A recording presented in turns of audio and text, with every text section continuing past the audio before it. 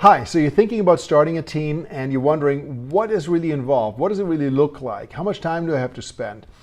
Hi, my name is Thomas Hyman, and this is an episode where we're taking a look behind the curtain, so to speak, of what it's really like to run a high volume, high performance team. What are some of the trade-offs and what are some of the things that you need to know in order to avoid going down a path that could lead to non-productivity? And what do I mean by that? Well, right now you might be a busy real estate professional and you decide, I'm doing great. I did 8-10 million last year and I want to grow my business, so I'm going to start a team. The challenge is when you start building a team, even if you do everything right, and I went over some of the things to look out for in my last episode, you are in essence starting a new business. Running a team is very different from being a sole practitioner. And a couple of things that come into play are hiring and accounting and management of your business in a different way.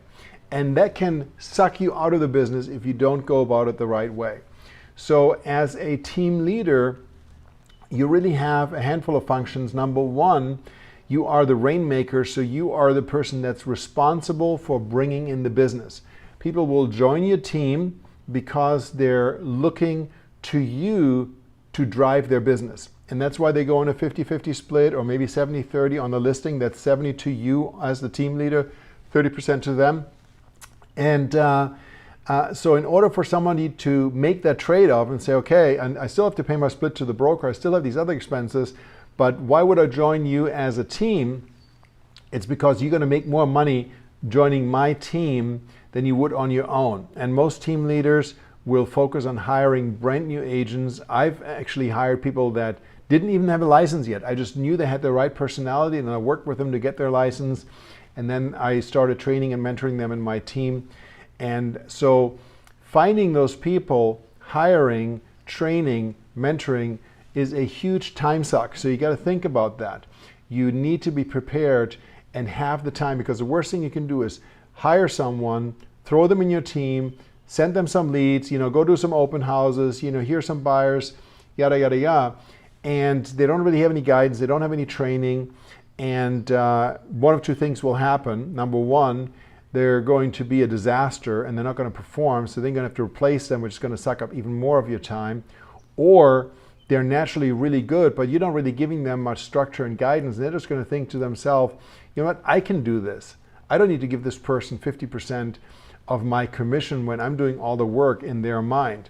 So to avoid that, you need to have a very structured process, and you need to make that time to properly train, indoctrinate, and mentor those agents, especially if they're inexperienced agents. And when you first start out, there are a lot of things that you're going to have to do yourself. So they're going to be role-playing sessions, training sessions, going over contracts, going over paperwork, et cetera, et cetera, et cetera, and time management becomes a vital skill. And what I found when I started my team, when I started bringing on buyer specialists, I probably spent a good 2 to 3 hours each day working with that team, role-playing with them, mentoring them, going out on appointments with them, writing fake offers, fake contracts, have them tag along when I was doing things. And that becomes a time investment, but it's an investment that's well worth it when you look at the long-term trajectory, because within a few months they are going to be trained and then you're going to support them.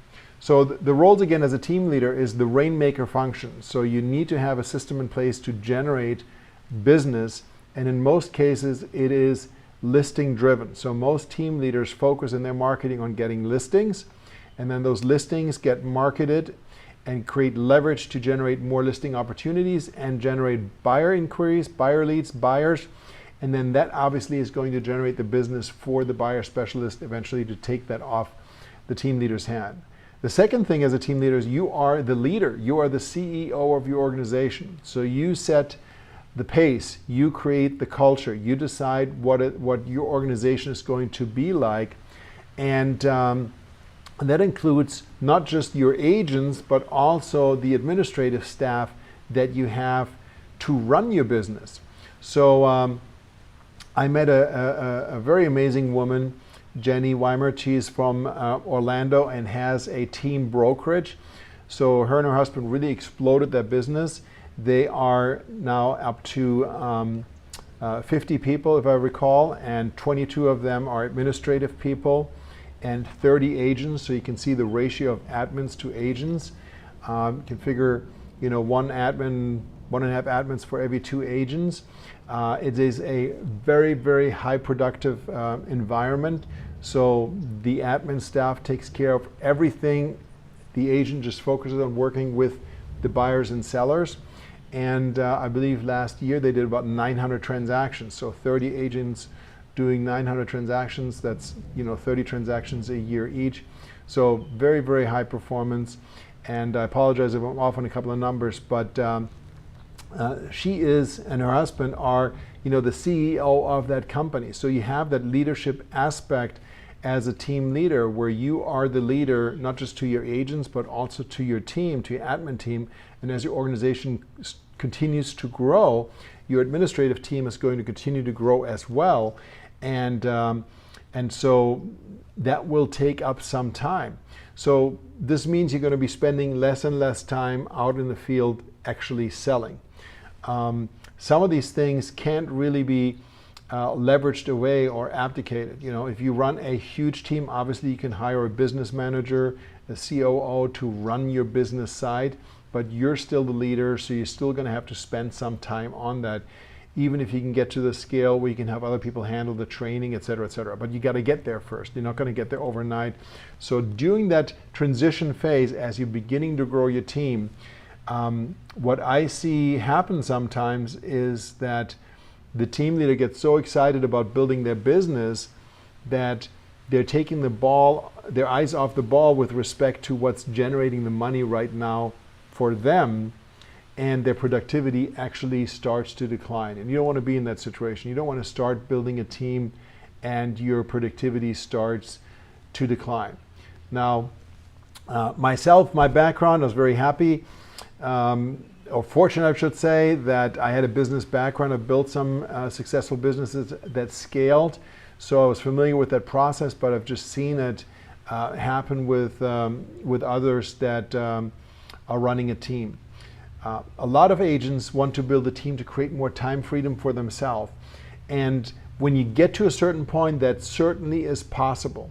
So in theory, you could step away from your active, even listing agent role if you have a team with the right roles in place. Other people are handling the marketing, other people are handling the advertising, other people are handling the leads that are coming in, other people are managing your agents, your team members, and you have a listing specialist that goes out on the listing. So obviously you have the ability to do that, but to get there, you're going to find less time freedom initially.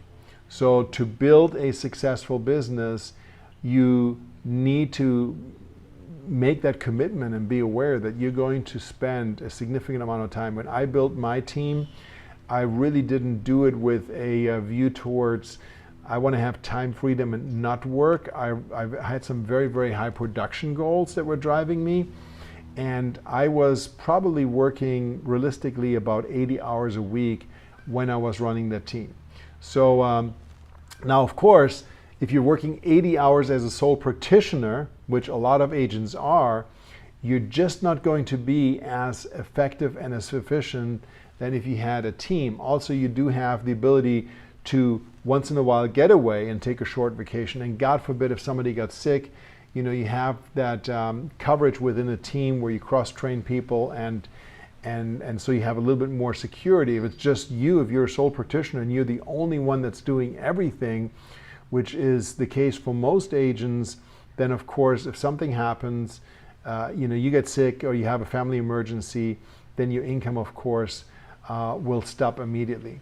So building a team is exciting. There's a lot of opportunity. Truly, there is no limit as to how far you can go. You could build a team that will generate $1 million plus in annual income. There are many teams that are achieving that. Over the last, I would say 20 years, the formula really hasn't changed with respect to the numbers that you have to bring in. One of the first books that I read when I got started in business was Gary Keller's Millionaire Agent, which really is a blueprint for building a team and creating leverage and how much you have to bring in. And at that time, you basically had to generate $2.5 million in GCI to make $1 million if you're going to build a $1 million team. So take a look at that. And of course, Michael Gerber's E-Myth Revisited is absolutely a must, because when you're building a team, you're building a business, you're building an organization. But there are some trade-offs. You're going to be spending a lot of time, especially during the startup phase, and you want to be aware of the different roles that you have to fit, and make sure that you don't take off your eyes from the ball and dip on your productivity. Your production should absolutely never ever drop. When you're starting a team and your production starts to drop, that is a red flag, and you need to immediately stop everything and get your boat back in order. And I would say the number one reason, I'm going to close on that, is that people try to do too much all at once. So they go out and hire an admin, they go out and hire an ISA, and they're going to go out and hire a buyer specialist or two, because they just want to be that big team overnight, even though they really don't have the structure and volume in place to support that. And now they're going to have to deal with all these different people that need to be trained, supervised. They're going to do a half-assed job at doing it. Plus, it's going to suck away their time from the business, so their production drops. You don't want to be in that situation. If you have questions regarding building a team, please reach out to me, leave a comment. If you enjoy this type of content, please subscribe and click on the little alarm bell on YouTube, and you'll be notified when I have future trainings coming up. And as always, please give me your feedback. Let me know what you liked, what you didn't like. If you have any questions specifically, trainings you want me to address in the future, I'll be more than happy to. And for now, thank you so much for taking the time to watch this. I'm Thomas Hyman, and we'll talk again soon.